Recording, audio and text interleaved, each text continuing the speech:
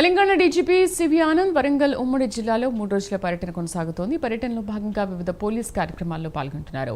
తెలంగాణ పోలీసింగ్లో కొత్త సంస్కరణలకు శ్రీకారం చుడుతున్నట్లు పేర్కొన్నారు. నిన్న సాయంత్రం మామునూరులోని 4వ బెటాలియన్ అధికారులతో సిబ్బందితో సమావేశమైన సివి ఆనంద్ వృత్తి నైపుణ్యం, విధి నిర్వహణలో పెరుగుదలపై పలు సూచనలు చేశారు. ఈ రోజు మధ్యాహ్నం 12:30 డీజీపీ సివి ఆనంద్ మీడియా సమావేశంలో పాల్గొని పర్యటనకు సంబంధించిన వివరాలను వెల్లడించనున్నారు.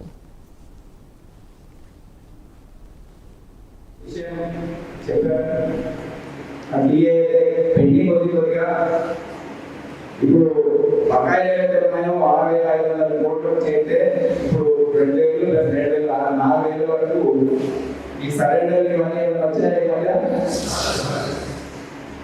మొత్తం ముందు నుంచి రాలేదా లేదా ఈ మధ్య కొద్దిగా వచ్చాయి.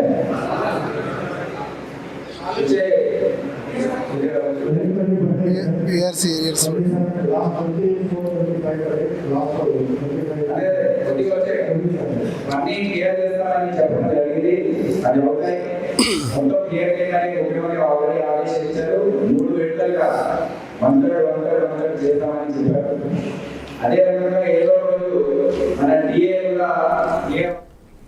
ఇక డీజీపీ పర్యటనకు సంబంధించి పూర్తి సమాచారం కరెస్పాండెంట్ తిరుపతి అందిస్తారు. తిరుపతి, సివి ఆనంద్ 3 రోజుల వరంగల్ పర్యటన విశేషాలేంటి? కొత్త సంస్కరణలు తీసుకొస్తున్నాం అంటున్నారు కదా, అసలు కొత్త సంస్కరణలు ఏంటి, ఎలా ఉండబోతున్నాయి?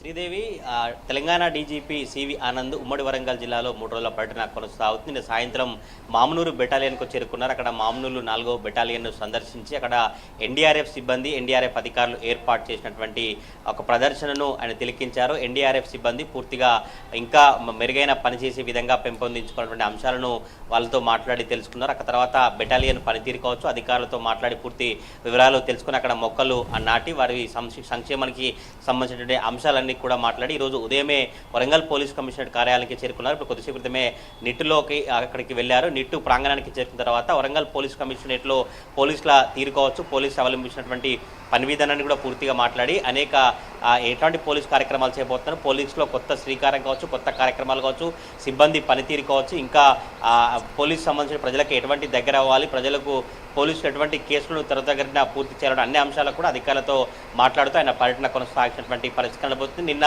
మామునూరు బెటాలియన్లో అధికారులతో మాట్లాడి వారి పనితీరు కావచ్చు, ఎన్డీఆర్ఎఫ్ ఏర్పాటు చేసినటువంటి పరికరాలు కావచ్చు, ఎన్డీఆర్ఎఫ్ సంబంధించినటువంటి సిబ్బంది పనిపై కూడా పూర్తిగా ఆయనే మాట్లాడి వివరాలు తీసుకుని ఈరోజు వరంగల్ పోలీస్ కమిషనరేట్ కార్యాలయం చేరుకున్న తర్వాత ఇప్పుడు ప్రజెంట్ అయితే నిట్టు ప్రాంగణానికి చేరుకున్నారు. అక్కడ అధికారులతో మాట్లాడిన తర్వాత మధ్యాహ్నం 12:30 నుంచి 1 గంట వరకు మీడియా సమావేశాన్ని ఏర్పాటు చేయబోతారు. మీడియా సమావేశంలో డీజీపీ ఏం మాట్లాడతారు, నూతన పోలీసింగ్ విధానాన్ని కావచ్చు, పోలీసులో చేపడుతున్నటువంటి కొత్త కార్యక్రమాల అంశాలు, ఎటువంటి అంశాలు తెర మీదకి తీసుకొస్తారనే చర్చ అయితే పోలీసు వర్గాల్లో కొనసాగుతుంది. మీడియా సమావేశం ముగిసిన తర్వాత నేరుగా భూపాలపల్లి జిల్లా కేంద్రానికి డీజీపీ చేరుకుంటారు. అక్కడ కూడా కొన్ని అభివృద్ధి కార్యక్రమాలు కావచ్చు, పోలీసులతో సమావేశం నిర్వహించిన తర్వాత అక్కడ నుంచి ములుగుకు ఈరోజు సాయంత్రం చేరుకుంటారు. రేపు ఉదయం ములుగు జిల్లాలోని లక్నవరం కావచ్చు, ఛత్తీస్గఢ్ తెలంగాణ బార్డర్లోని కర్రెగుట్టల ప్రాంతంలో జరుగుతున్నటువంటి అభివృద్ధి పనులు కావచ్చు, కర్రెగుట్టల్లో పోలీస్ బేస్ క్యాంపులు కావచ్చు, అవన్నింటినీ కూడా పూర్తిగా పరిశీలించి స్థానిక అధికారులకు ఒక సలహాలు సూచనలు ఇవ్వబోతున్నారు. తెలంగాణ ఛత్తీస్గఢ్ బార్డర్లో ఉన్నటువంటి సిచ్యువేషన్ కూడా పూర్తిగా డీజీపీ సివి ఆనంద్ తెలుసుకోబోతున్నటువంటి పరిస్థితి. ఉమ్మడి వరంగల్ జిల్లాలో